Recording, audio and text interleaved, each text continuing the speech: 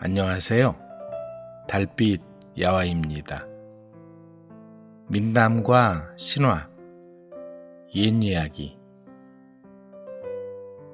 이번 시간엔 며느리 시집 보내기, 하늘에서 온 젊은이, 그리고 헤라의 질투, 이상한 섬을 들려드립니다.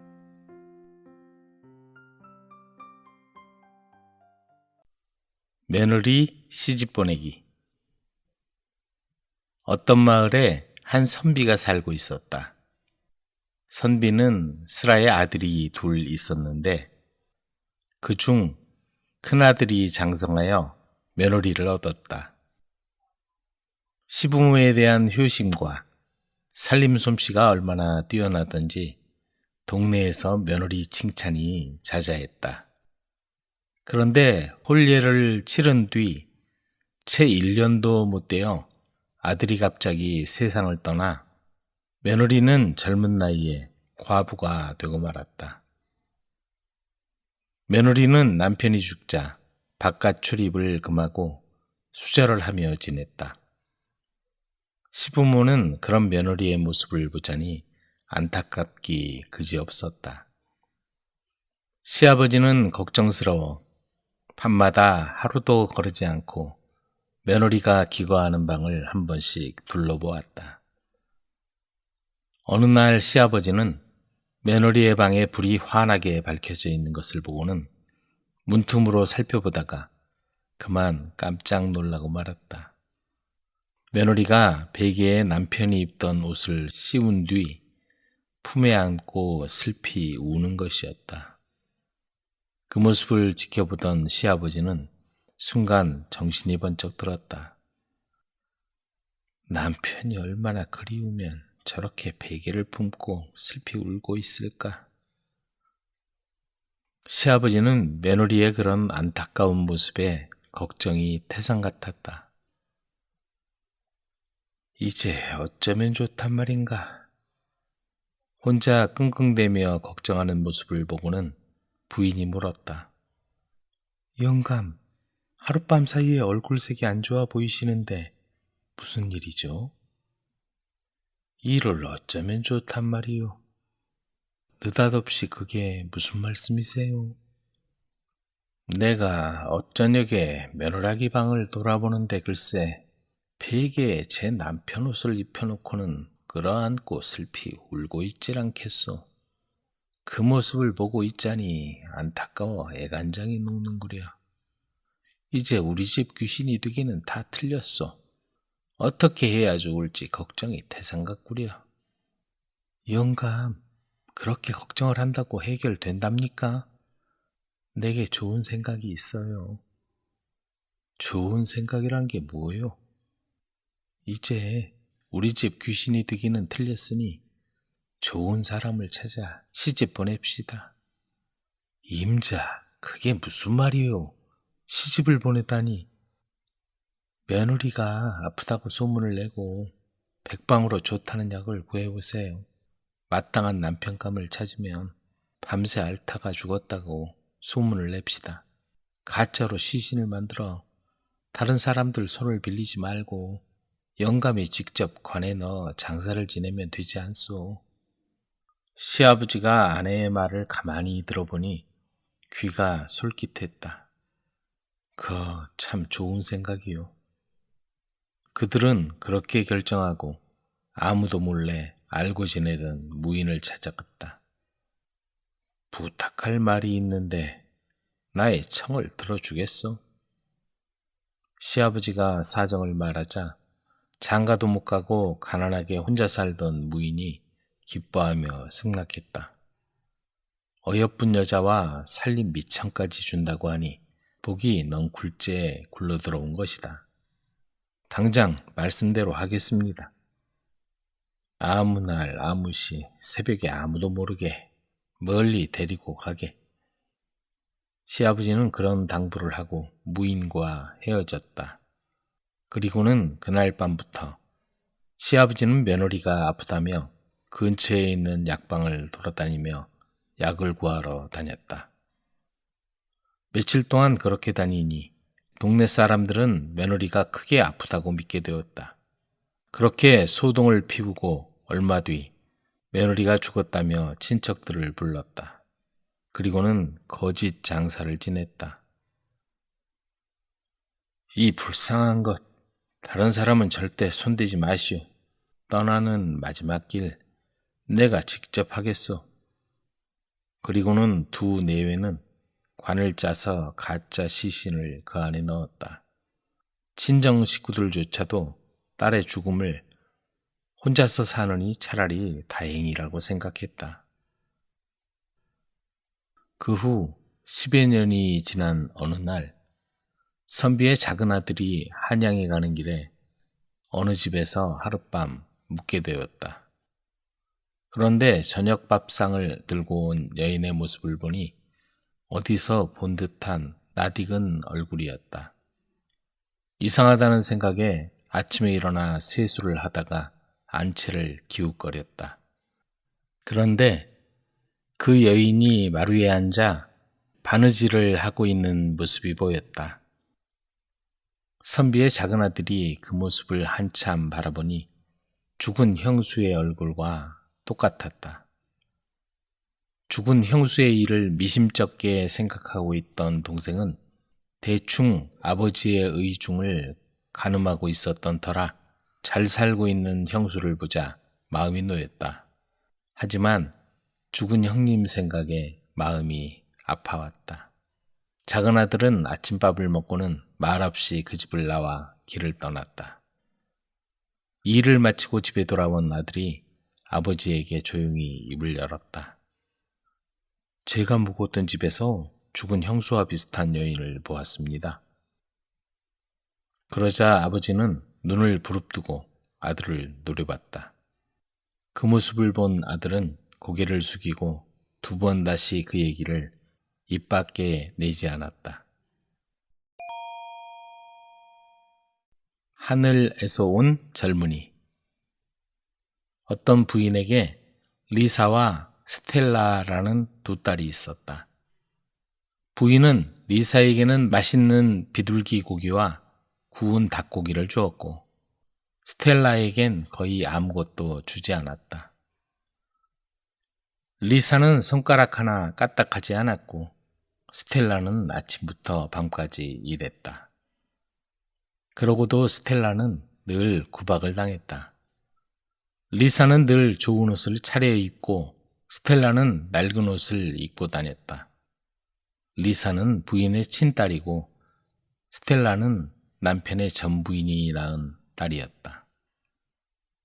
남편은 대부분 시간을 일하느라 밖에서 지냈기 때문에 집에 돌아와서는 너무 피곤해서 스텔라의 고통을 눈치채지 못했다. 한겨울 서리가 내리는 어느 날이었다. 바깥에는 눈이 다이아몬드로 아로새긴 듯 반짝반짝 빛나고 있었다. 사람들은 모두 불가로 모여들었다. 부인은 잠깐 문 밖으로 얼굴을 내밀다가 너무 추워서 이내 문을 닫아버렸다. 계모는 못마땅한 스텔라를 영원히 쫓아내기로 마음먹었다. 스텔라, 숲에 가서 은방울꽃 한 다발 꺾어다 주겠니? 꽃병에 꽂아두고 향기를 맡고 싶구나. 계모는 아주 다정한 목소리로 얘기했다. 하지만 엄마, 눈꽃도 아직 피지 않은 겨울에 어딜 가서 은방울꽃을 구해와요? 스텔라는 놀라서 물었다. 어디서든 구해오라면 구해와. 계모는 문을 활짝 열어젖히더니 가엾은 스텔라를 추운 바깥으로 떠밀고는 등 뒤에 대고 이렇게 외쳤다. 빈손으로 돌아올 생각 말아라. 내 말대로 하지 않으면 가만두지 않을 테니까. 스텔라는 허리까지 쌓인 눈더미를 헤치고 마침내 숲에 다다랐다. 그곳에서 스텔라는 잘 자란 물풀의 나무처럼 건장한 청년을 만났다. 이상하게도 그는 얇은 여름옷을 입고 있었다. 지금이 마치 7월이나 8월쯤 되는 것처럼. 그는 스텔라에게 이렇게 추운 날 외투도 없이 어딜 가느냐고 물었다. 스텔라는 사정을 모두 얘기했다. 그는 고개를 끄덕였다. 그리고 주머니에서 은방울꽃 한 다발을 꺼내서 스텔라의 손에 건네주었다. 어머, 이런 추운 겨울에 은방울꽃이 있었네요. 스텔라는 고맙다고 말을 하고는 서둘러 집으로 향했다. 얼마나 기뻤는지 춥다는 생각도 들지 않았다.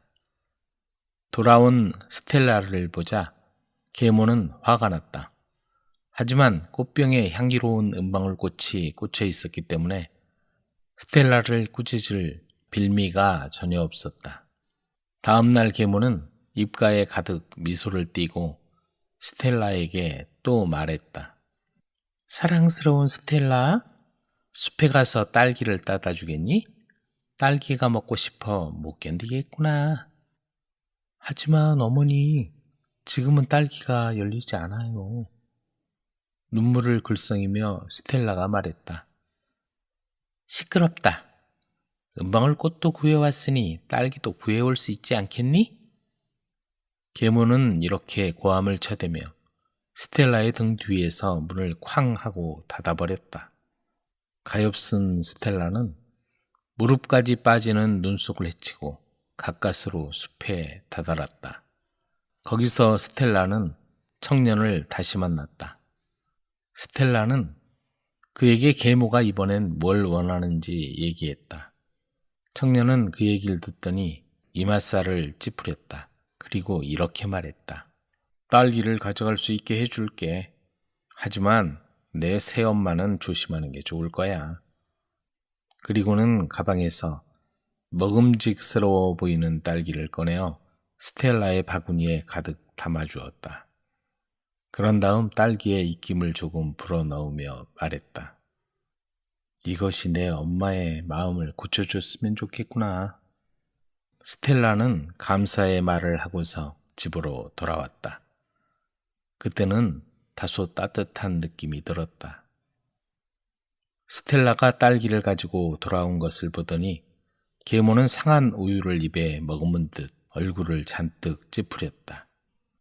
하지만 스텔라가 가져온 딸기가 너무나 먹음직스러워 보였는지 바구니를 통째로 들고 앉아 리사와 함께 몽땅 먹어버렸다.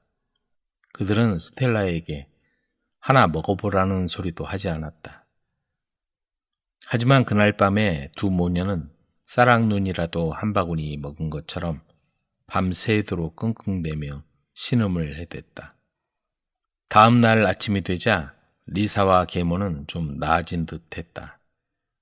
계모는 또다시 스텔라를 골탕 먹일 궁리를 했다. 그리고는 달콤한 목소리로 이렇게 말했다. 우리 사랑스러운 스텔라, 배낭을 가지고 숲 반대편에 있는 과수원에 가서 말이다. 사과를 좀 따오련? 스텔라는 이번에는 불평조차 하지 않았다. 그저 아무 말 없이 한숨을 내쉬고는 배낭을 메고 밖으로 나갔다. 스텔라는 얼어붙은 눈길에 미끄러지고 넘어지면서 숲을 향해 나아갔다. 그 바람에 3번이나 무릎에 상처를 냈다. 마침내 숲에 이르니 마치 스텔라를 기다리고 있었던 듯 청년이 스텔라를 맞았다. 이런 추위에 여기에 왜 온 거지?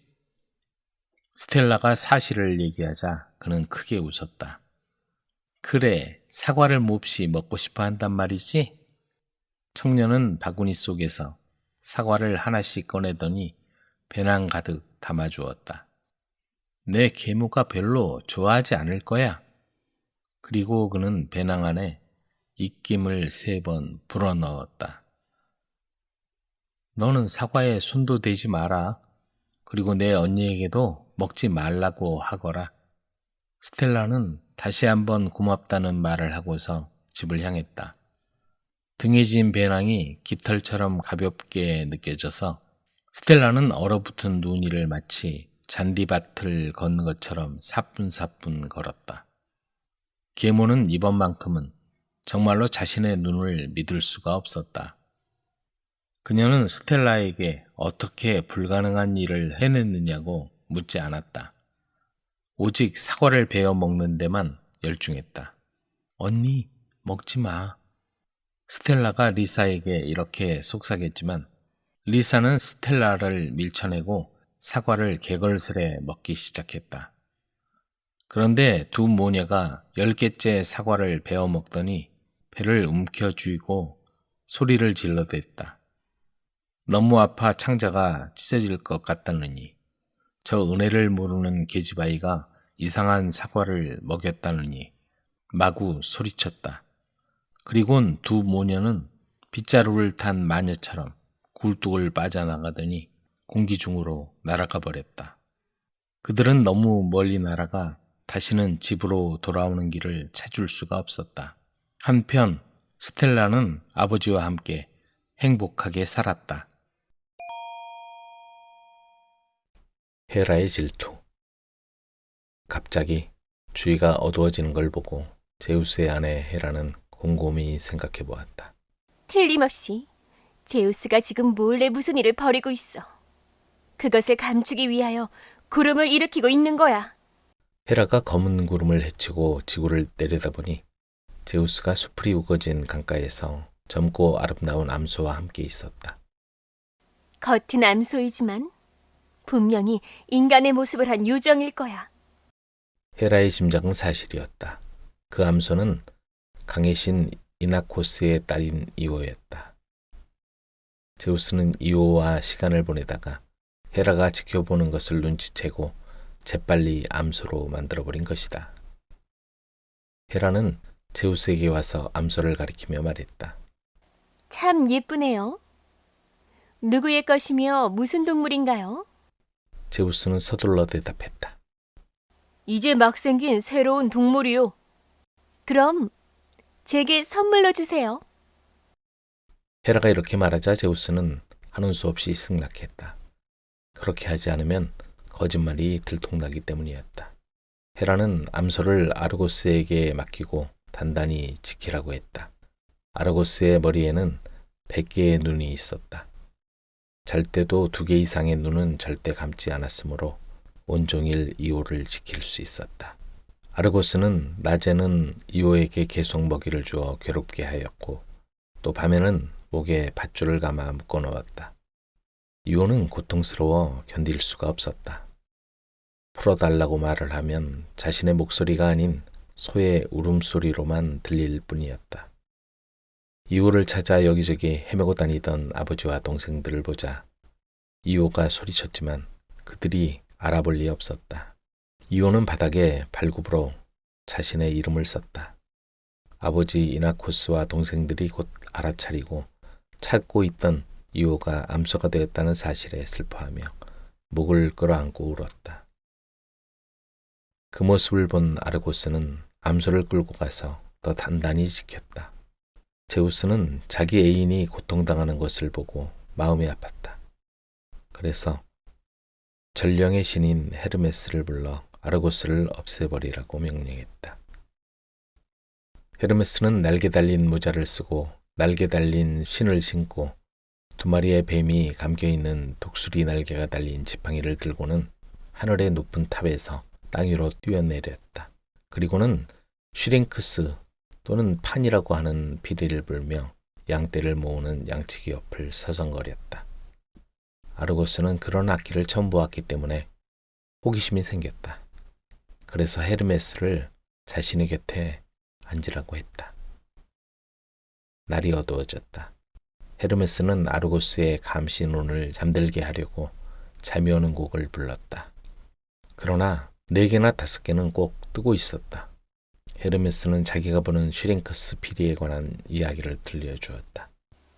옛날에 슈링크스라는 요정은 숲의 신과 요정들의 많은 사랑을 받았지만 사냥의 여신 아르테미스만을 숭배했지요. 그래서 매일 사냥을 다녔습니다.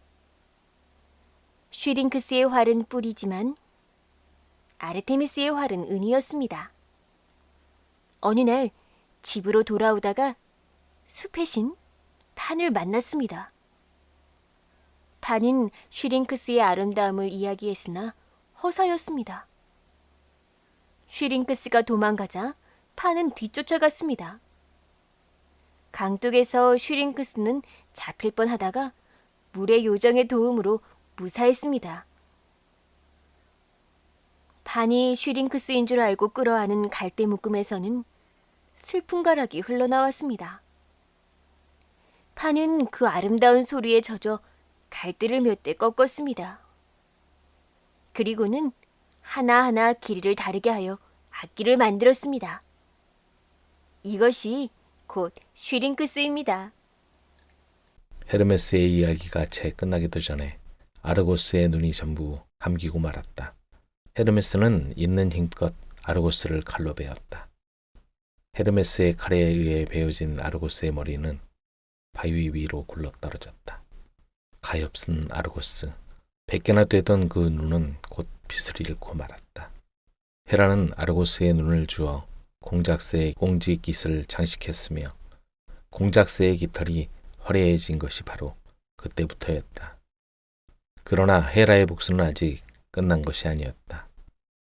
화가 난 헤라는 쇠파리를 보내 다시 이오를 괴롭혔다. 이오는 헤라의 등살에 쫓겨 세상으로 달아났다. 제우스는 보다 못해 헤라에게 무릎을 꿇었다. 다시는 이오를 만나지 않겠다고 약속하자 이오는 본래의 모습으로 돌아가게 되었다. 이오가 나일강 기슭에 이르자 사람의 모습으로 서서히 변했고 그 광경은 참으로 신기했다. 거친 털이 몸에서 빠지고 뿔이 없어지고 두 눈이 점점 가늘어지더니 입도 작아졌다. 앞 발굽이 없어지고 그 대신 손이 나타나며 손가락도 생겼다. 이오는 사람으로 돌아오자 처음에는 소의 울음이 나올까봐 겁이 났으나 점차 자신이 생겼다. 그 모습을 본 이집트 사람들은 소가 사람으로 변하는 모습을 보고 이오를 여신으로 섬겼다. 이오는 그곳에서 제우스의 아들 에파포스를 낳았고 에파포스는 이집트의 왕이 되었다.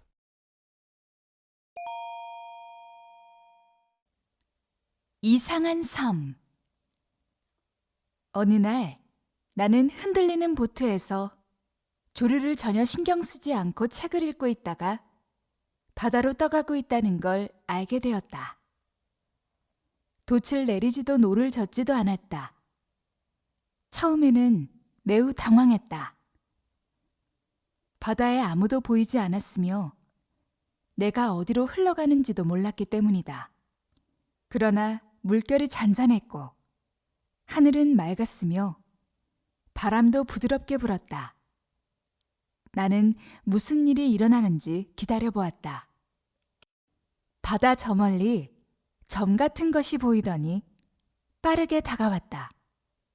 점점 가까워지자 나는 매우 놀랐다. 지금까지 본 것 중에서 가장 괴상한 보트였다. 낡고 갈라진 커다란 나무로 만든 그릇 같았는데 배 안에는 안경을 쓴 흰머리의 작은 신사 3명이 책을 읽고 있었고 보트는 제멋대로 떠다니고 있었다. 그때 배가 가는 방향에 바위가 보여서 나는 조심하세요 하고 소리쳤다. 그러나 배가 바위에 부딪혀서 3명의 신사가 모두 바다에 빠지고 말았다. 책, 가발, 안경이 물 위에 둥둥 떠다녔고 나는 그걸 보고 웃음을 참을 수가 없었다. 나는 물을 뚝뚝 떨어뜨리고 재채기하며 물에 빠진 새끼 고양이처럼 보이는 그들을 간신히 건져 올렸다. 한 차례 소동이 끝나고 한숨을 돌리자 그들이 누구이며 어디로 가는지 물었다. 우리는 고담에서 왔습니다. 젖은 손수건으로 얼굴을 닦으면서 한 신사가 재빠르게 대답했다. 우리는 저기 보이는 섬으로 가고 있었소. 몇 번 가보려고 했지만 도착한 적은 없었소. 항상 그렇듯이 이번에도 갈 수 없을 거라는 생각이 드는군요. 그가 가리키는 곳을 보자 지금까지 한 번도 본 적이 없는 섬이 있었다. 나는 눈을 비비고 다시 보았다. 그렇다. 그곳에는 나무와 사람이 사는 작은 섬이 있었다. 해안가에는 기묘한 모양으로 생긴 집의 굴뚝에서 연기가 나오고 있었다. 섬 이름이 뭡니까? 내가 물었다. 나이든 신사는 손가락을 입에 대고 의미심장하게 고개를 끄덕이면서 말했다. 그건 말해줄 수 없소. 비밀입니다. 만약 섬에 도착한다면 알게 될 거요. 코끝에서 물을 떨어뜨리면서 옆에 있던 신사들도 고개를 끄덕였다. 난 호기심이 발동했다. 조류가 우리를 섬 근처로 점점 더 가까이 떠밀어 보냈다. 섬 가까이 갔을 때 몇 가지를 목격하자 섬에 가보고 싶은 강한 호기심이 생겼다. 내가 처음 본 이상한 집은 하이힐처럼 생겼는데 창문으로 아이들의 머리가 보였다. 일부는 수프를 먹고 일부는 울고 있었으며 일부는 수면용 모자를 쓰고 있었다. 나이든 여자가 보였는데 한 손에 국자, 다른 손에는 막대기를 들고 산만하게 돌아다니고 있었다. 그 집은 심지어 창문 앞까지 아이들로 꽉 차 있었다. 그 여자는 이 대가족의 엄마처럼 보이지는 않았다.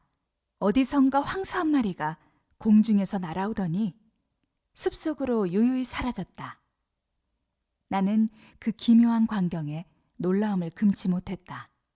해안가에서는 고양이가 바이올린을 연주하고 있었다. 그 옆에서 작은 개가 연주를 들으면서 웃고 있었다. 그때 접시와 숟가락이 해변 위로 빠르게 날아다니고 있었다. 나는 그 모습을 보자 걱정이 되었다.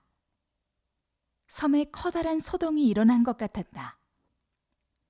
섬에 도착하자 또 다른 3명의 남자들이 내가 구해준 늙은 신사들을 반갑게 환영했다. 나중에 만난 3 남자 중 1명은 큰 칼을 들고 하얀 옷을 입고 있었다. 2번째 남자는 손에 밀가루 반죽을 들고 있었고 코트에는 밀가루가 묻어 있었으며 성격이 불같아 보였다. 3번째 남자는 기름투성이었고 양초다발을 들고 있었으며 주머니 밖으로 심지꾸러미가 삐죽 나와 있었다. 6명의 남자들은 악수를 하고 쌍둥이에 대해 말하면서 자기들끼리 걸어갔다. 나는 혼자서 쾌적해 보이는 목초지 쪽으로 갔다. 그곳에는 예쁜 소녀가 나무에 꼬리를 매단 양떼를 슬프게 쳐다보고 있었고 건초더미 옆에는 푸른 옷을 입은 어린 소년이 잠들어 있었다. 다른 소년이 참새를 잡으려고 하자 참새가 날아가 버렸다. 나는 2명의 소녀를 더 보았는데 불 옆에 앉아있는 소녀에게 이름을 물어보자 그녀가 유쾌하게 말했다. 포니 플린더스예요. 다른 소녀는 맛있어 보이는 뭔가를 먹으면서 풀밭 위에 앉아있다가 갑자기 그릇을 떨어뜨리고 놀란 표정을 짓더니 달려나갔다. 그녀에게 무슨 일이 일어난 거죠? 나는 겨드랑이에 모자를 끼고 달려오는 명랑한 작은 개구리에게 물었다. 비스머펫은 유행에 민감한 숙녀인데 거미와 개구리를 무서워해요. 그리고 개구리는 눈을 크게 뜨고 화가 난 것처럼 숨을 헐떡거렸다. 그런데 당신은 누구죠? 나는 흰색 조끼와 푸른색 코트, 그리고 멋진 스카프를 쳐다보면서 물었다. 이름을 말하지 않더라도 용서하세요. 불청객인 들쥐가 나를 한번 공경에 빠뜨렸어요. 그리고는 오리가 나를 죽였다고 로리가 우겼는데 그건 모두 거짓말이에요. 그렇게 말하고 개구리는 뛰어가 버렸다. 나는 좁은 길로 들어섰는데 작은 남자가 작은 여자를 손수레에 태우고 덜컹거리며 가고 있었다. 남자는 더위에 지쳐 보였고 여자는 작은 우산을 쓰고 멋진 보닛과 쇼를 두르고는 손가락에 낀 반지를 계속 들여다보고 있었다. 나는 그들이 누구이고 언제 손수레를 탔는지 궁금했지만 여자가 소리를 질러서 그 자리를 떠나버렸다. 모퉁이를 돌다가 나는 우연히 아주 매혹적인 장면을 목격하고서 무슨 일이 일어나는지 보려고 조용히 구석에 몸을 숨겼다. 분명히 결혼식 행렬이었다.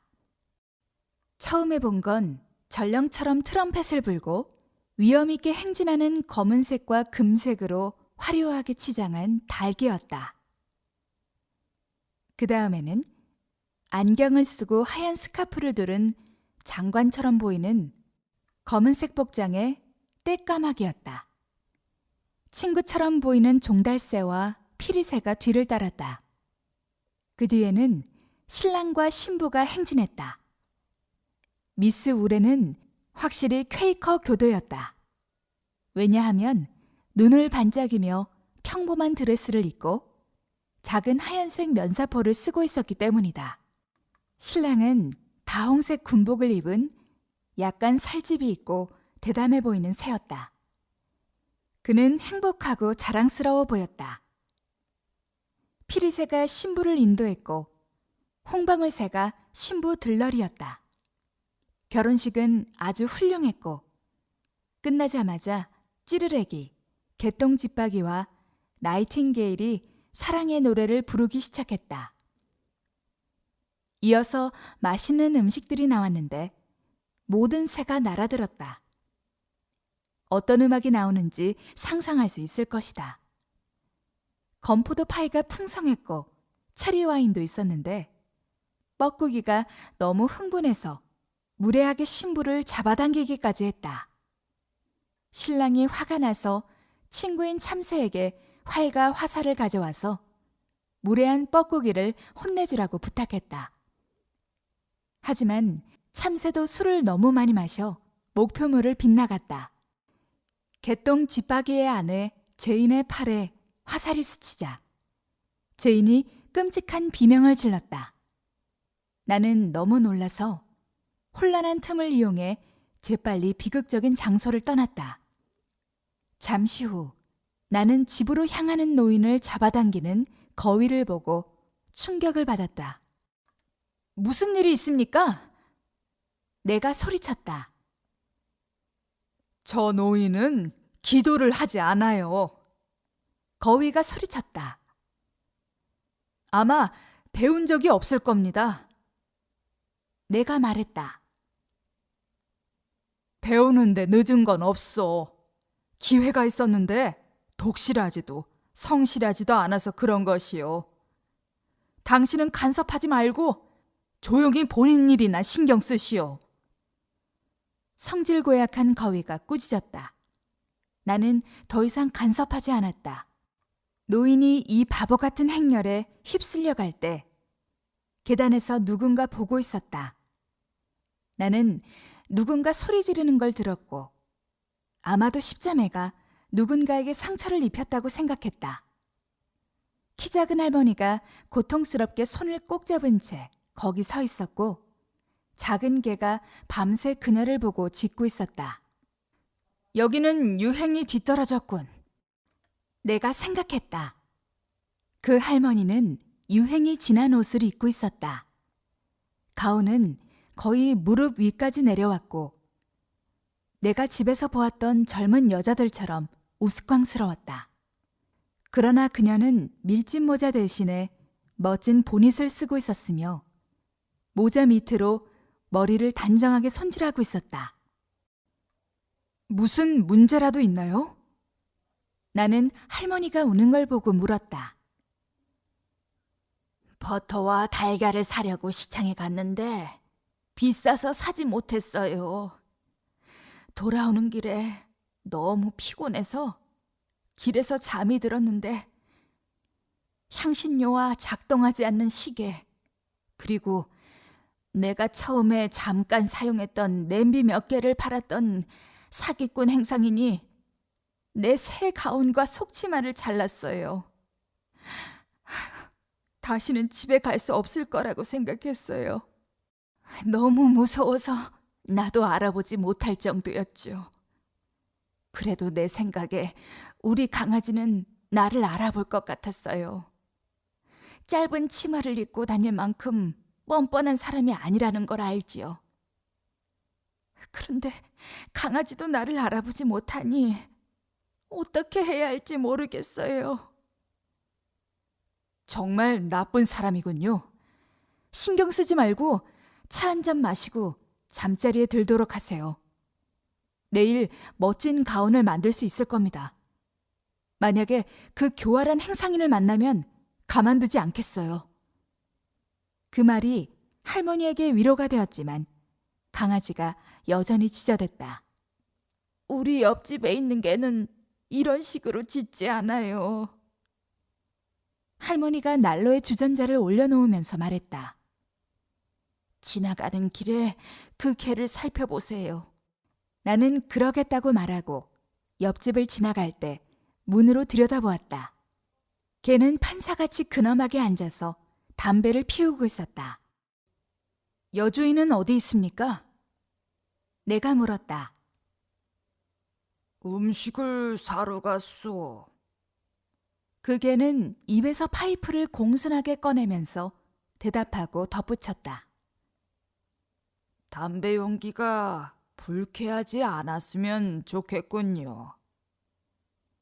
조금 불편합니다. 내가 말했다. 유감이군요. 개가 냉정하게 말했다. 나는 그 개에게 나쁜 버릇에 대해 한마디 하려고 했는데 여주인이 접시를 들고 나오는 모습이 보이자 문으로 엿본 나를 무례하게 생각할까봐 그 자리를 떠났다. 나는 다리가 4개인 개가 담배 피우는 것을 의아해하면서 걸었다. 그때 영리한 아기 돼지가 채소를 실은 마차를 끌고 가는 게 보였다. 나는 이 흥미로운 가족에 대해 들은 적이 있었기 때문에 눈여겨보며 지나갔다. 2번째 돼지가 불을 피우면서 앉아 있었고 일터에서 방금 돌아와 소고기를 구워 먹고 있었다. 애처롭게 보이는 3번째 돼지는 슬퍼 보였다. 말을 듣지 않아서 저녁밥을 못 먹었기 때문이었다. 그 아기 돼지는 울면서 문 옆에 서 있었고 다른 돼지들이 그 돼지를 데려와 눈물을 닦아주고 턱받이를 해주었다. 그리고는 빵과 우유를 주며 친절하게 대해주었다. 나는 어린 돼지 고아들이 잘 지내고 있어서 매우 기뻤다. 집에 있는 내 친구들에게 그 말을 전해주면 매우 좋아할 거라고 생각했다. 그때 커다란 비명이 들려왔다. 갑자기 물이 튀며 어린 소년과 소녀가 머리를 부딪히더니 빈 통을 들고 언덕을 굴러내려왔다.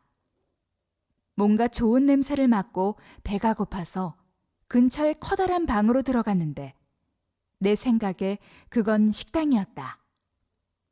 많은 사람이 서로 다른 방식으로 음식을 즐기는 것처럼 보였다. 작은 소년이 문 근처에 앉아서 커다란 파이를 먹다가 싱싱한 자두를 꺼내 내게 주었다.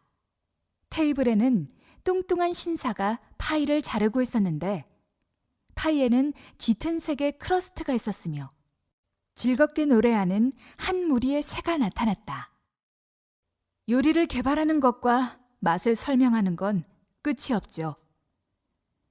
나는 옆에서 빵과 꿀을 먹고 있는 멋쟁이 숙녀를 보면서 말했다. 사람들이 지나갈 때 손에 빨래 집게를 들고 있는 하녀를 보았는데 코가 없었다. 그녀는 새가 코를 잘랐다면서 울고 있었다. 나는 다행히 내 주머니에 있던 반창고를 꺼내 붙여주었다. 나는 조용히 걸어가면서 말발굽 소리를 듣고 주위를 둘러보았다.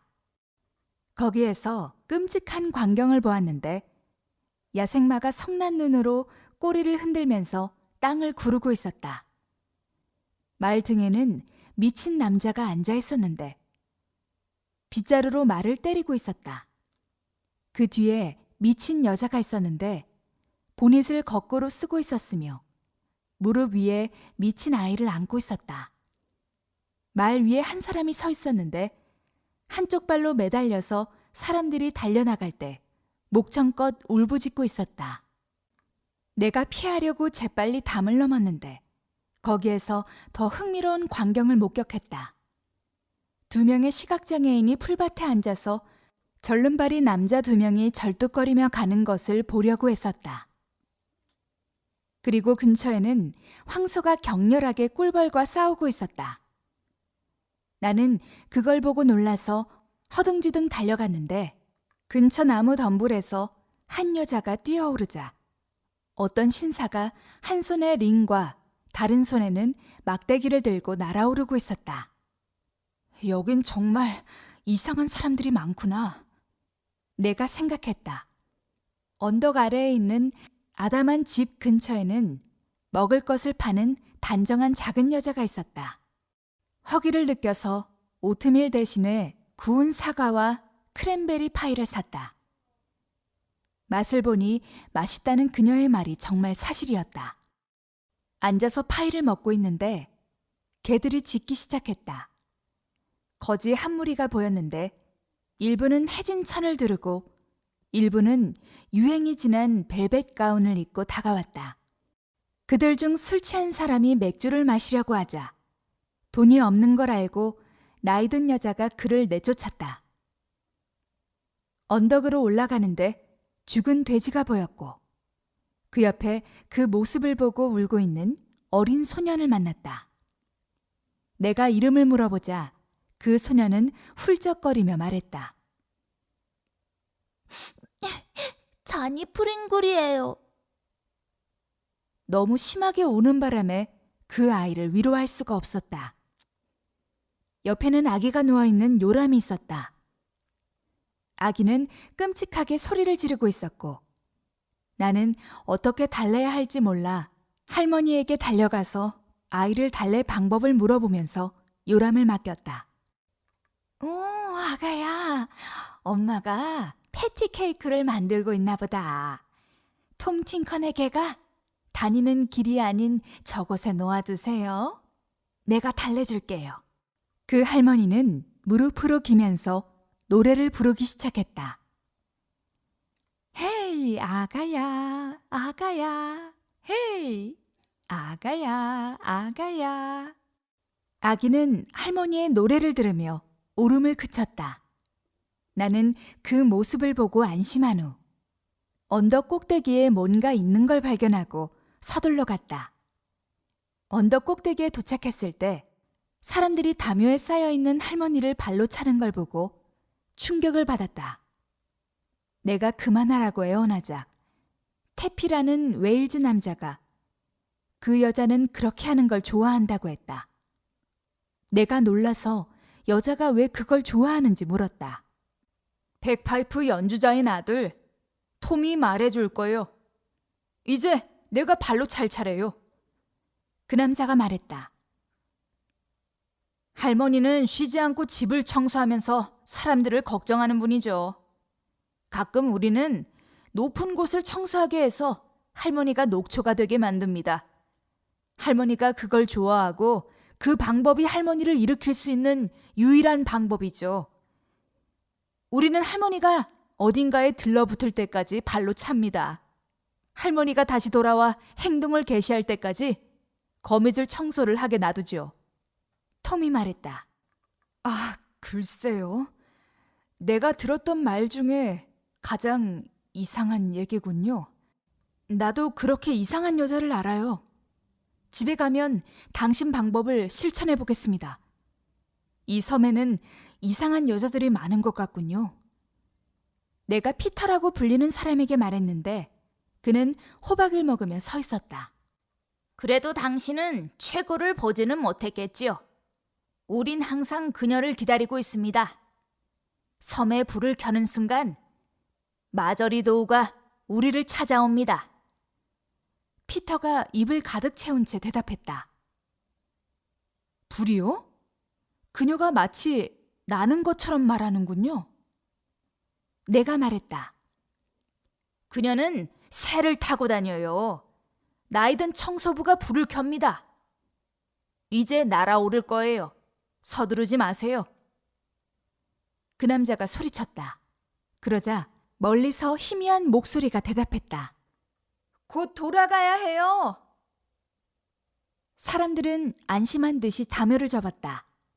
나는 더럽고 작은 마저리가 목청껏 소리치면서 언덕으로 올라갈 때 보겐이라는 고대왕이 지었다는 매우 이상한 집을 구경하고 있었다. 그녀가 와요. 그녀가 와요.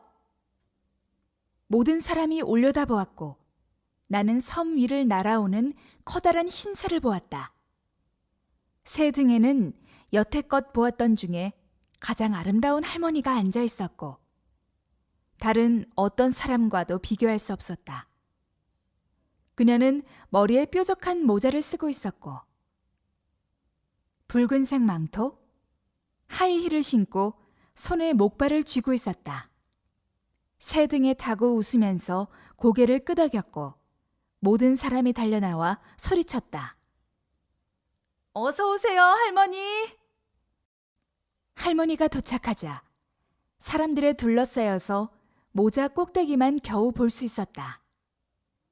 수백 명의 아이들이 새떼처럼 갑자기 나타났다. 그러자 모든 사람은 실제가 아닌 것처럼 보였고 그들 중에 내가 오래전에 알았던 사람도 보였다. 그들은 누구입니까? 나는 딸기와 크림을 먹으며 쿠션에 앉아있는 예쁜 아가씨에게 물었다. 그들은 우리 어머니의 노래를 읽고 좋아했던 사람들의 홀령이에요. 그 아가씨가 말했다. 그녀는 무엇을 썼습니까? 나는 마치 기억이 날 것 같은 묘한 기분으로 물었다. 불멜의 노래죠. 당신 손에 있습니다. 예쁜 아가씨는 내 무식함을 비웃듯이 대답했다. 나는 보았다. 거기에는 조수가 나를 휩쓸어 갈 때 내가 읽느라 바빴던 책의 표지에서 엄마 거위의 멜로디라는 단어가 보였다. 나는 기뻐 소리를 쳤고 한 무리의 아이들 영혼을 껴안고 키스할 만큼 가까이 가려고 했다. 그러나 내 목소리에 깨어났고 모든 게 꿈이라는 걸 알고 아쉬워했다.